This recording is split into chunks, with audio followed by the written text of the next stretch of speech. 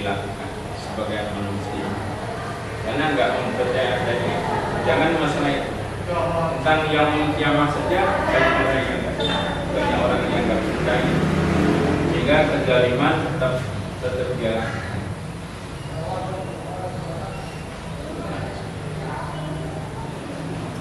Terus nanti ada yang disebut dengan Yaumul Ba'ats.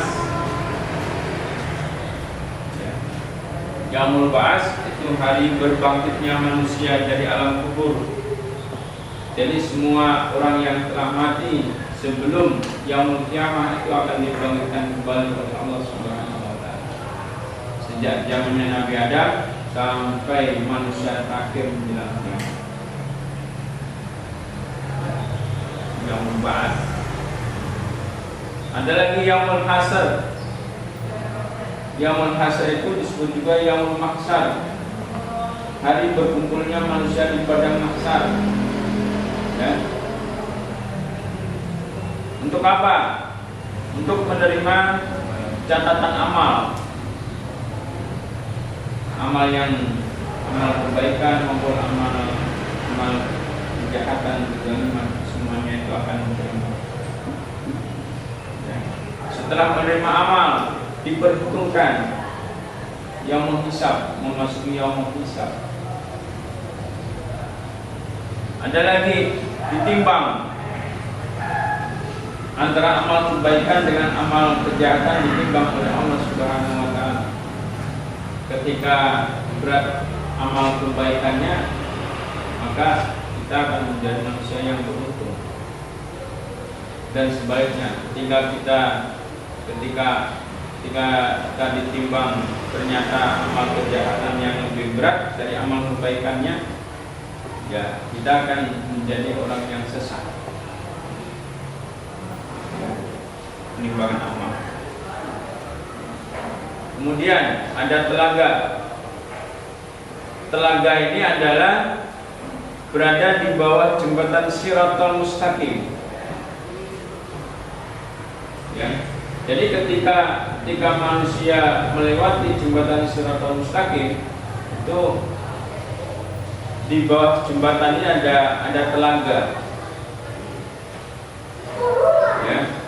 Ada telaga namanya Al-Haud. Dan telaga itu warnanya bukan warnanya itu hitam pekat. Warnanya hitam pekat. Sehingga ketika manusia melewati jembatan Shiratal Mustaqim ini ada yang ada yang sambil berjalan santai, ada yang sambil lari, ada yang lari cepat kilat, ada yang sambil merangkak, ada yang sambil bergelantungan sambil memegang tali jembatan. Jembatan Shiratal Mustaqim ini untuk anak-anak tahu itu besarnya adalah sebesar 7 helai rambut dibelah menjadi 7 helai. Jadi rambut yang sekecil itu dibelah lagi oleh Allah menjadi 7 bagian. Seperti apa kita bisa membayangkan. Tapi ternyata ketika itu banyak orang-orang, banyak manusia yang melewati jembatan itu secepat kilat. Bahkan ada juga ketika melewati jembatan Shiratal Mustaqim ini belum sampai ke ujung jembatan terjatuh. Ya, semuanya itu sesuai dengan amal perbuatannya ketika itu. Ya. Terus kemudian ada syafaat. Syafaat itu adalah pertolongan. Ya. Pertolongan dari Allah Subhanahu wa taala.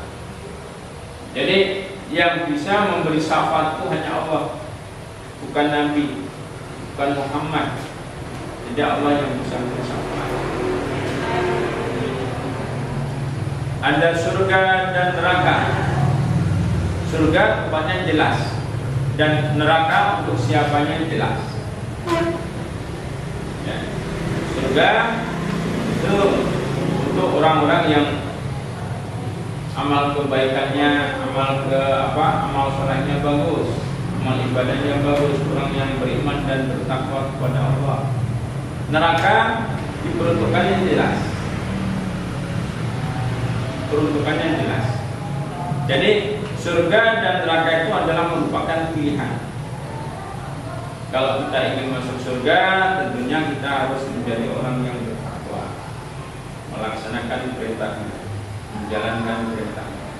Kalau kita ingin masuk ke dalam neraka, juga jelas petunjuknya.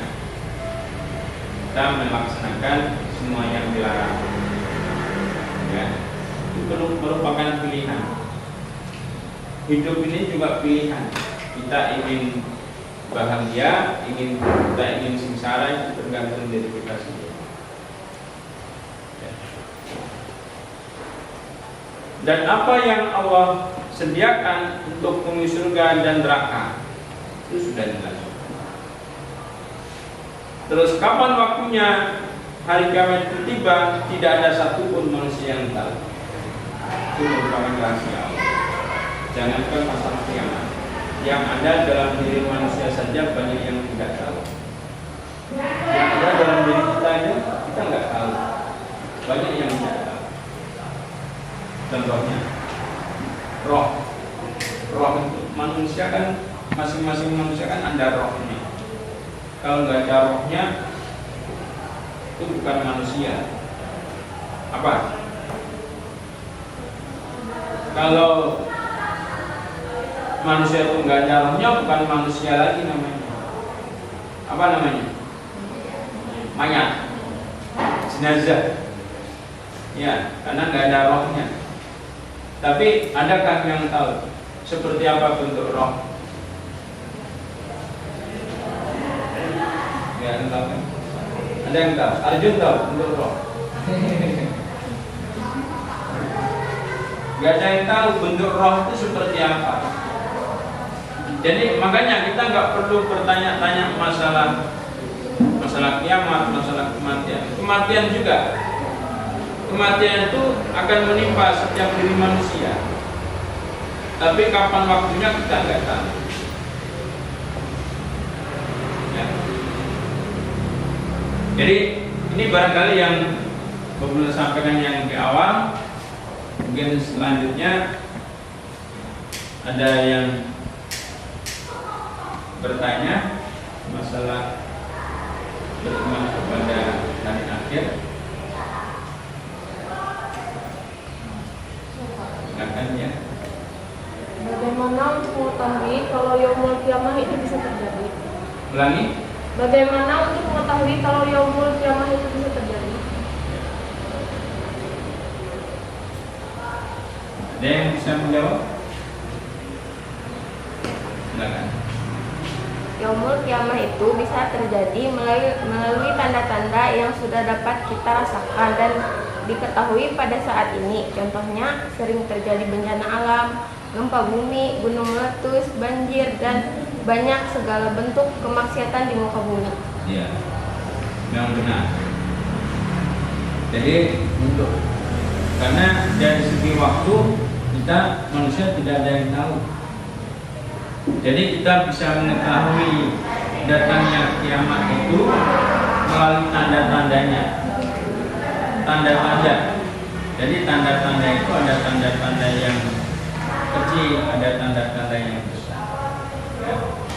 Di antaranya kemaksiatan merajalela, banyak orang berbuat dosa, banyak adanya bencana. Ya. Ada lagi? Silakan. Apa artinya beriman kepada hari kiamat? Ya. Ya, silakan. Mempercayai dan meyakini bahwa kiamat itu pasti terjadi. Meskipun waktu terjadinya kiamat itu kita tidak wajib mengetahuinya. Sebab hal itu merupakan hak prerogatif Allah SWT. Artinya hanya Allah yang maha mengetahuinya. Nah, terus artinya anak-anak sudah bisa memahami ya. Yang kedua, yang ada lagi? Ya, silakan. Hari kiamat merupakan rahasia Allah Subhanahu wa taala. Begitu juga kematian. Makhluk merupakan rahasia Allah Subhanahu wa taala. Oleh karena itu, manusia sebagai makhluk yang bersifat fana harus mempersiapkan diri dengan cara melaksanakan yang diperintahkan dan menjauhi semua yang dilarangkan oleh Allah Subhanahu wa taala. Ya. Itu kesimpulannya seperti itu. Mungkin masih ada lagi yang bertanya? Ya. Kiamat itu ada berapa macam?